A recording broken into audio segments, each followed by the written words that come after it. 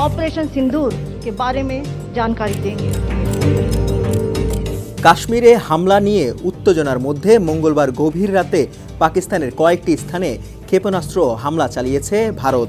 এসব হামলায় অন্তত ২৬ জন নিহত এবং ৪৫ জন আহত হয়েছে বলে দাবি করেছে পাকিস্তান। ভারতের চালানো এই হামলার কোড নেম বা সাংকেতিক নাম দেওয়া হয়েছে অপারেশন সিঁদুর। কেন এই অপারেশন সিঁদুর নাম দিল ভারত? নেপথ্যে বড় কোনো পরিকল্পনা আছে নাকি, সেটিও ভাবনার বিষয়।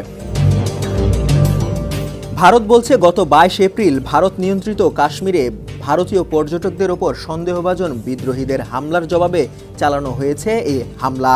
কাতার ভিত্তিক সংবাদ মাধ্যম আল জাজিরার খবরে বলা হয়েছে, ভারতীয় বাহিনী জানিয়েছে অপারেশন সিঁদুর এর অংশ হিসাবে তারা পাকিস্তান ও পাকিস্তান শাসিত কাশ্মীরে মোট ৯টি স্থানে সন্ত্রাসবিরোধী পরিকাঠামোয় হামলা চালিয়েছে।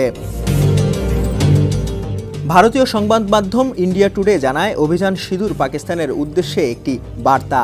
সিঁদুর হলো হিন্দু বিবাহিত নারীদের সিঁথিতে ব্যবহার করা এক ধরনের লাল চিহ্ন।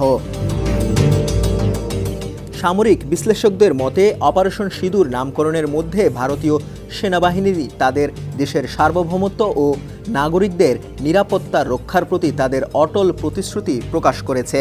অপারেশন সিঁদুর নামটি পেহেলগামে হামলায় নিহতদের রক্তের প্রতিশোধ এবং জাতির সম্মান রক্ষার প্রতীক হিসাবে বেছে নেওয়া হয়েছে বলে মনে করা হচ্ছে। ভারতীয় নারীদের সিঁদুর মুছে দেওয়ার প্রতিশোধ নিতেই এই নামকরণ করা হয়েছে।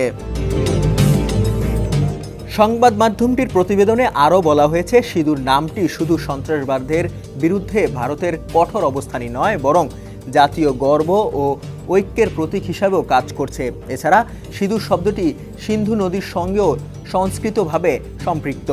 সিন্ধু নদী ভারতীয় উপমহাদেশের ইতিহাস ও সভ্যতার একটি গুরুত্বপূর্ণ অংশ। ডেস্ক রিপোর্ট, সমকাল।